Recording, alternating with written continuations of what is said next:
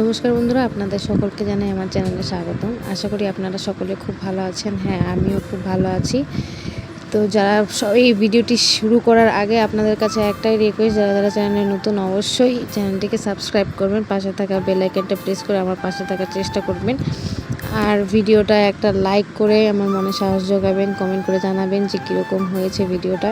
তো চলুন শুরু করা যাক। তো আজকে সকালটা স্টার্ট হয়েছে আমার এই জামা কাপড় ধুয়ে শুকানোর থেকে, কারণ আমাদের এখন তো বিশেষ রোদ নেই, আর ওয়েদার দেখো কীরকম। বাড়িতে শুকোতে দিইনি, তো বাড়ির থেকে বাইরে কিছুটা দূরে এটা মানুষের বাড়ি, এই বাড়িতে কেউ থাকে না, তো সামনে এটা বাড়ির সামনে এরকমভাবে বেড়া দেওয়া হয়েছে। তো সেই বেড়ার মধ্যেই আমি কোনো রকমে জামা কাপড়গুলো মেরে দিয়ে শুকিয়ে আনি। আর কখনো শুকোয় না, সবসময় দেওয়া হয় না।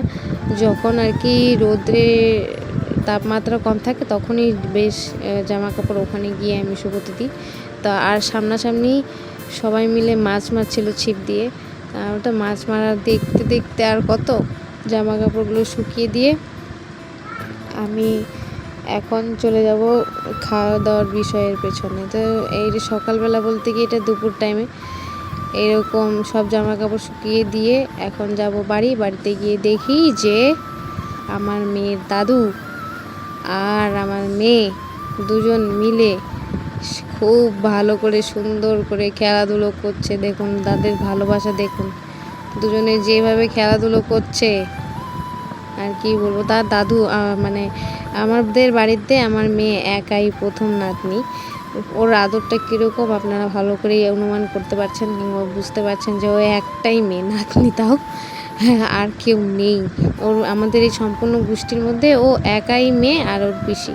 তো চলে যাই দুপুরে রান্নার মেনুতে। এখানে একটা ডিম সিদ্ধ হচ্ছিল, সেটা হচ্ছে মীনাক্ষীর জন্য, আর এখানে মাংস রাখা আছে, মা মাংস বানানোর তৈয়ারি করছে। তো মাংস বানাতে বানাতে মীনাক্ষী এসে পড়েছে ওখানে, দাদাকে ছেড়ে এখন মীনাক্ষীর সাথে মীনাক্ষী তার ঠাকুমা দুজনে গল্প করছে। তো যাই হোক, রান্না বান্না শেষ হয়ে গেছে, এবার খাওয়া দাওয়ার পালা। তা আমি এক তরকারি ভাত খেতেই ভালোবাসি, বিশেষ করে ভাজাভুজি এক্সটার্নাল অনেক কিছু ছিল, ও সব খেয়ে আমি সিম্পল সাধারণ ছিমছার খাবার দাবার পছন্দ করি। এক তরকারি ভাত হলে আমি একদম যথেষ্ট, এক্সট্রা আমার একটা কোনো ভাজাও দরকার নেই।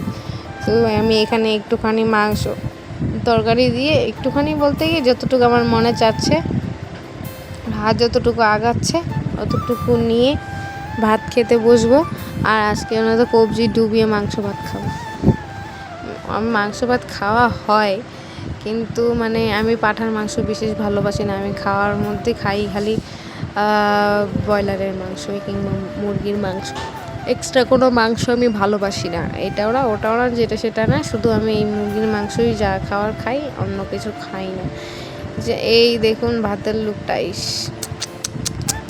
কি সুস্বাদু হয়েছিল তরকারি, বলে বোঝানোর মতন না। এখন আমি একটু একটু করে মেখে দেখাচ্ছি, এই যে গোটা গোটা আলু মেখে দেখাচ্ছি। তা আমার মেয়েও সবাইকে ভাত খাওয়ায়, তো নিজের ছাগলকে কীভাবে ভাত খাওয়ায় দেখুন। ছাগল খাওয়াই যাচ্ছে ভাত, খাও খাও খাও ছাগল। রাত বাজে 9:30, মীনাক্ষী আম খেয়ে নিজের অবস্থা কি করেছে দেখো। এই যে ঘর বাড়ি অপরিষ্কার, আর এই যে এইটুক সময়ের মধ্যে আমি ওকে 4বার ড্রেস চেঞ্জ করলাম, এই নিয়ে হবে 5বার। এখন ভালো মানসিকতার পরিচয় দিচ্ছে। দেখি দেখি